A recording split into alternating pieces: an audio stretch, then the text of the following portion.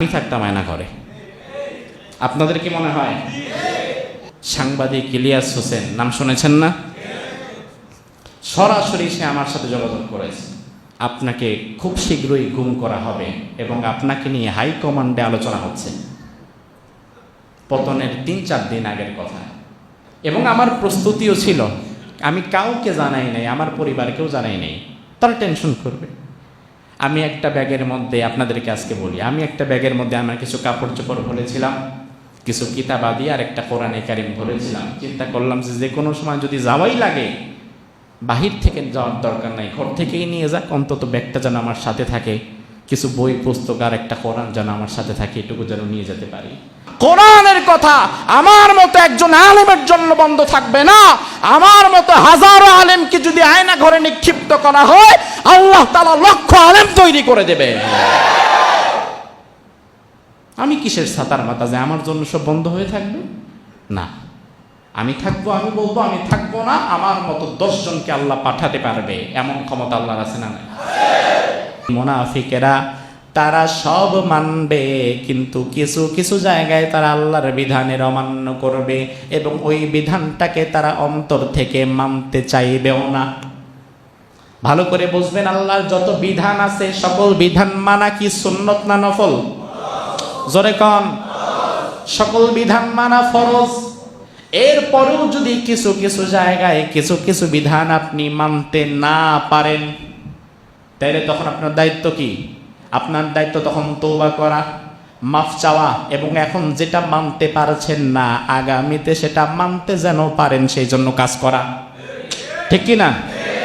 কিন্তু যদি বিষয়টা এমন হয় আপনি এখন মানছেন না, আগামীতে মানার কোনো চিন্তাও নাই, বরং এই বিষয়গুলো মানার পক্ষে যারা কথা বলে আপনি তাদেরকে মৌলবাদ আর রাজাকার ডেকে গালি দিয়ে দেন, সাথে সাথে বুঝতে হবে আপনার ভেতরেও মুনাফিকি ঢুকে গেছে।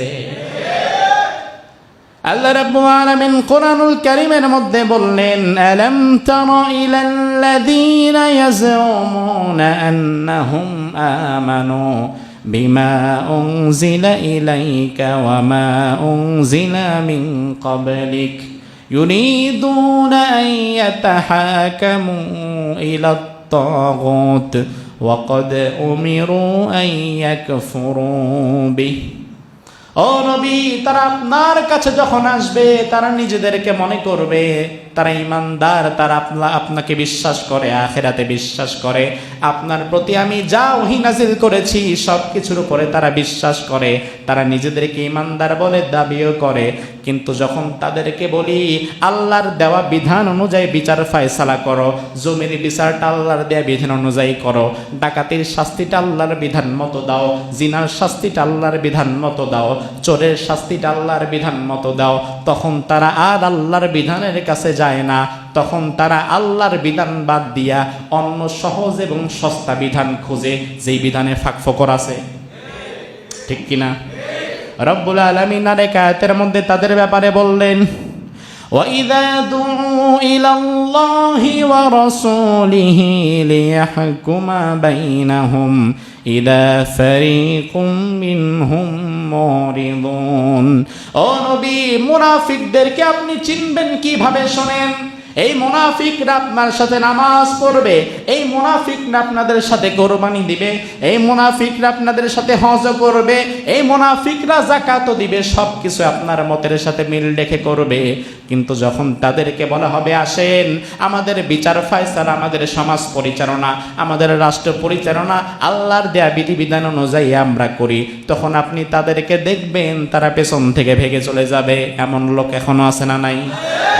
আবার মুমিনদের ব্যাপারে আল্লাহ বললেন, নবী, ঈমানদারদেরকে চিনবেন কিভাবে? ইন্নামা কানা কওলাল মুমিনিন ইযা দুউ ইলাল্লাহি ওয়া রাসূলিহি লিয়াহকুমা বাইনাহুম আন ইয়াকুলু সামি'না ওয়া আতানা ওয়া উলাইকা হুমুল মুফলিহুন। সুবহানাল্লাহ। ও ও নবী, ইমানদারদেরকে চিনবেন আপনি এইভাবে, ইমানদাররা আপনার সাথে নামাজ পড়বে, হজ করবে, রোজা রাখবে, যাকাত দিবে, সব করবে। যখন তাদেরকে বলবেন ও ইমানদারেরা, আসেন আল্লাহর বিধান মতো আমরা রাষ্ট্রটাকে সাজাই, আসেন কোরআনের বিধান মতো আমরা বিচার ফয়সালা করি, আসেন ইসলাম অনুযায়ী আমরা আমাদের সমাজটাকে পরিচালনা করি, তখন তারা বলবে সামিআনা, আমরা শুনলাম, ওয়া আতানা, এবং সাথে সাথে মেনে নিলাম। আল্লাহর কথা শোনার পরে মানতে যারা এক মুহূর্ত চিন্তা করবে না, তারাই হচ্ছে ইমানদার। তারা কি ইমানদার? তো তারা আল্লাহর বিধান, আল্লাহ বলেছেন এখানে থেমে যাও, থেমে যেতে হবে। আল্লাহ বলেছেন সামনে যাও, সামনে যেতে হবে। আল্লাহ বলেছেন এটা হালাল, এটা ধরতে হবে।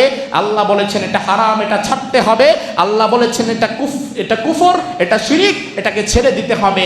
শিরিক এবং কুফর আপনার সামনে স্পষ্ট হয়ে যাওয়ার পরেও আপনি যদি ছাড়তে দেরি করেন, বুঝতে হবে ইমানে ভেজাল আছে। ঠিক কিনা?